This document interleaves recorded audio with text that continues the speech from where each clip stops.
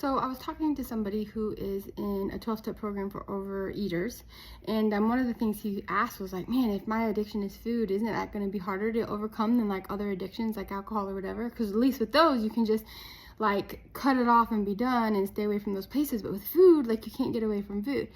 I relate because I struggled with a food addiction for years. I was literally eating myself to death. And so, and I told him, I was like, actually, no, you would think so. And I thought that for a long time. Like when I was in my depths of despair over my addiction, I just felt like, how can I ever stop? Like, this is miserable. And, but I have to tell you, like, I found my way through my addiction recovery process as I realized that it was really all about regulating my emotions and using something else to do it. Well, let me back up. What I was really doing in my addiction was using my addiction in order to regulate my emotions.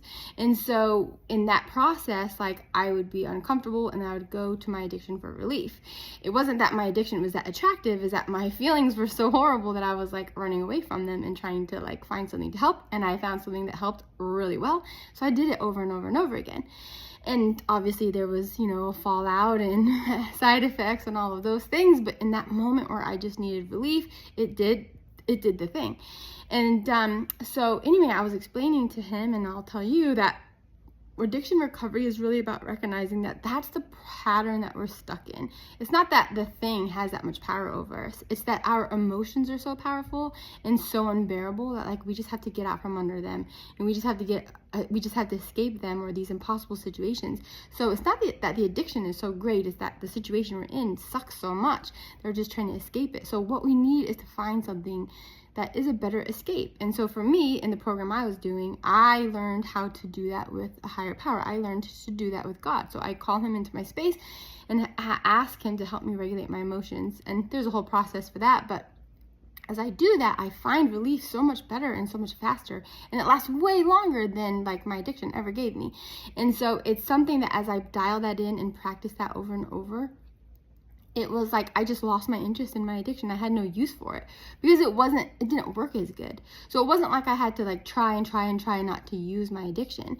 It was just that as I dialed in that God thing, it just very naturally happened that was the thing I reached for instead, because I just needed relief. That's all we were doing in our space of addiction. We just need relief, and we're doing the thing that's going to give it to us really fast.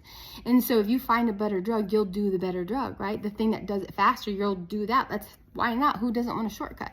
And so for me, that's how it was. Just as I did that God thing, it was like, that worked so good. I mean, and it just got to a point where, like, for me, I kind of did my addiction and the God thing side by side. So because I couldn't give it up, I just couldn't. I meant to, but couldn't. But I was at least becoming self-aware enough to recognize, like, okay, it's like an emotional dysregulation thing.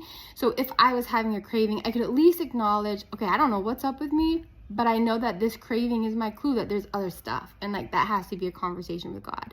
And sometimes I would be like, I know this craving is just something I need to work out, so I'll just go to God. And I would. And the craving would it would go away. Sometimes I'm like, oh, I know that's what this means, but like I have to do the thing. And I would move into my addiction. And then like as I was in it, I'd be like, oh, I really just need to do that God thing and let it go. So I would. Sometimes I would go and exhaust myself in my addiction, and then was self-aware enough to realize I still feel like crap. Whatever that thing is still in my chest, so dang it, like fine, I'll do the God thing. And what I found is that it didn't matter at what point I went to God, before, during, or after my addiction. As soon as I went to him and invited him into that space, it would work itself out. The craving would go away, or at least it wouldn't come back. So like I said, maybe I'd already satisfied the craving with my addiction. But if as soon as I went to God and gave him that thing, it unraveled the emotional dysregulation I was struggling with that was giving me the craving. The thing that I was trying to escape, I was able to unravel it and let it go. And then it would be gone. It wouldn't be a recurring pain. It didn't just stay there and send me back into my addiction over and over. So so the question that I started with, is food like the worst addiction? Is that the hardest thing to get away from? Is that like impossible because it's just everywhere? So how can you avoid it? No, because once you realize what recovery is all about and how to do it this way, there's no power. It has no power over you. It doesn't matter what the addiction is. It doesn't matter. You will lose your interest in it. Like, you won't want it. So it doesn't matter. It doesn't matter if you're surrounded by 10,000 boxes of Debbie cakes.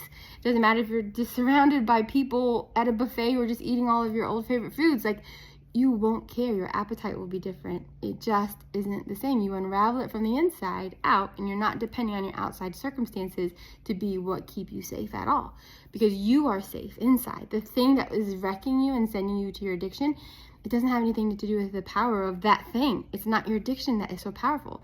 It's the emotions we're feeling that we're trying to escape. And those are extremely powerful. And as we find a comparable power, something bigger, better, to regulate those, you will find your way out. You will find your way out, whatever it is. So if you enjoyed this tip, I send tips like this out all the time. I'm sending newsletters out trying to kind of build your understanding of these things. So feel free to sign up for my newsletter. There's a link down below, or you can find it in my bio. I'd love to